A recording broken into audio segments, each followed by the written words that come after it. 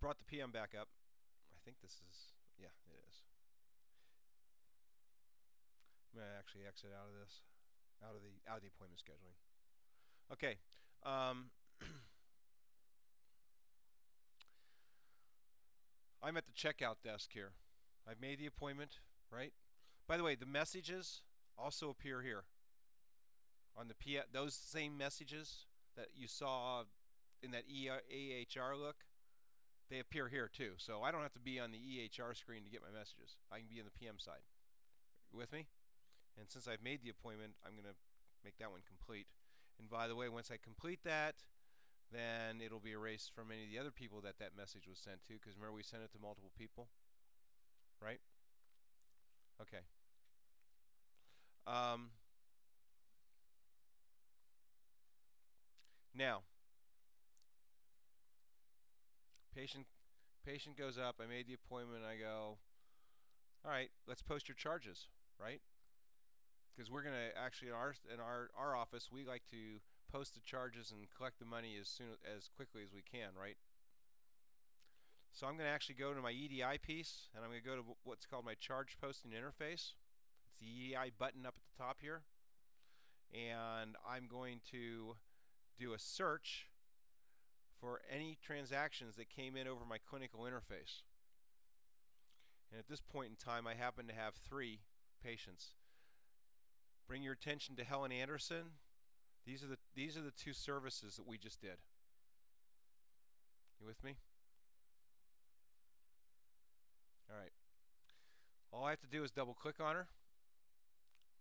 I'm going to actually post into this batch.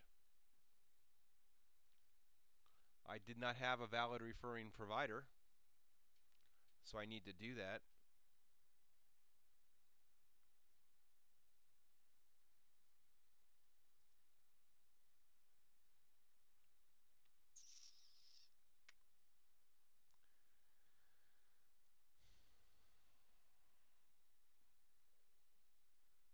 Oh, it's making me put in this procedure again because I didn't have the referring provider. Shouldn't have done that. Try this again.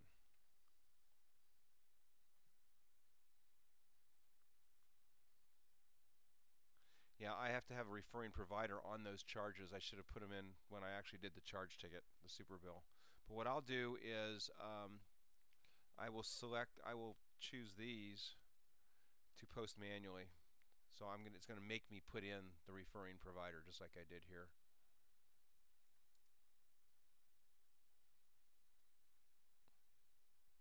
This one was wrong, so I'm going to clear it. And then I would have my other one as well. Okay, so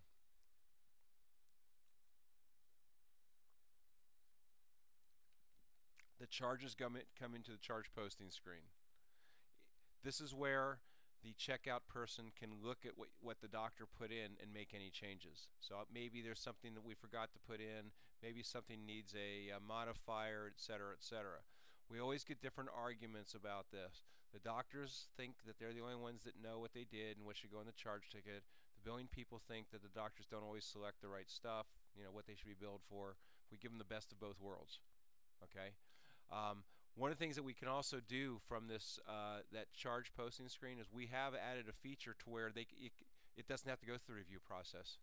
So if a practice says, I just want it to commit all the charges without having somebody look at it, it can do it and only give you the errors. Okay, but usually the way we sell it is the patient leaves, the discharge person brings the charges up and looks at them. Okay, they accept them, and then they're also going to probably collect a payment from the patient. So we're going to post a credit. We're also going to print a receipt. This way everything is out of the way. We don't have to post them the next day. We're talking about cash flow here.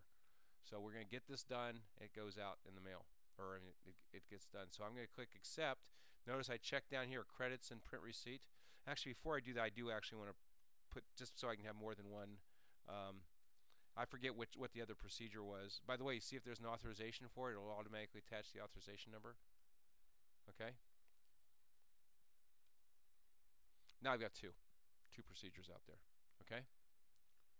So I've got these checked down here. I click accept. And what happens is because I had checked off credits, the system flips me to the credit posting screen where I'm going to be able to post the payment that this patient's giving me. Patient's giving me some sort of a copay, etc.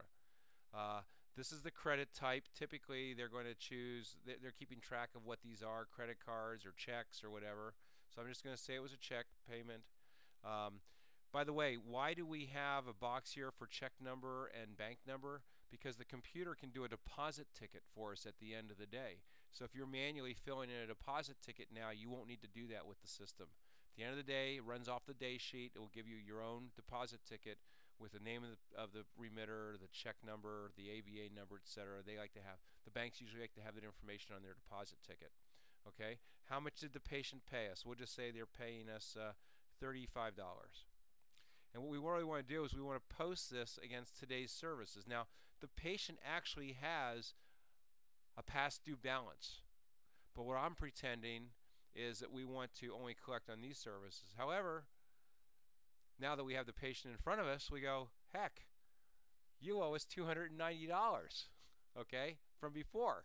So I'm going to actually ask you not for $35, I'm going to ask you for $235, and I'm going to have all of the patient owed transactions appear on my screen. You see this little filter here? This would just give me today's transactions. We use the same screen for posting EOBs to insurance claims. I think Debbie showed you that. If we want to bring up a claim, we're going to use this button. In this case, I want all transactions that have a patient responsibility on them. You with me? Is that clear? She explained to you about how we take transactions and we move them from insurance responsible to patient responsible and all that, right? Okay. So it's showing me now all the transactions that have a patient responsibility on. By the way, if I want to just apply this payment to the oldest transaction, okay, I would just do auto payment, and it'll just take that $235 and chunk it down the line and pay that stuff off. Okay. If for some reason I wanted to distribute this amongst certain transactions, like this particular one, yes, we're paying this off. We had $60 remaining before. I'm going to apply 60 of this to that transaction. That one's totally paid off. Okay. I'm going to apply 30 of it to this particular one, which happens to be a finance charge, 30 of it to this one, okay, and the remaining, which is 125, it's really not, 125 to this one, it's really 115, okay, to this one.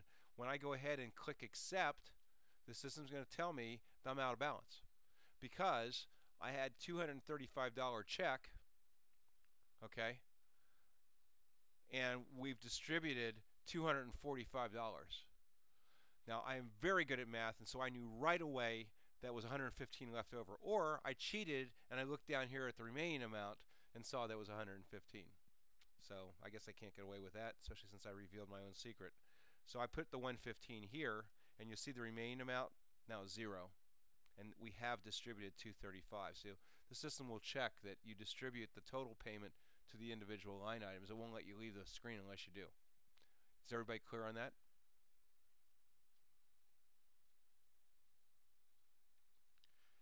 We have a payment plan for this patient. And now it's asking us how much do we want to apply against the payment plans. I actually want to apply only 120 of it because that was the old transactions that were on that payment plan.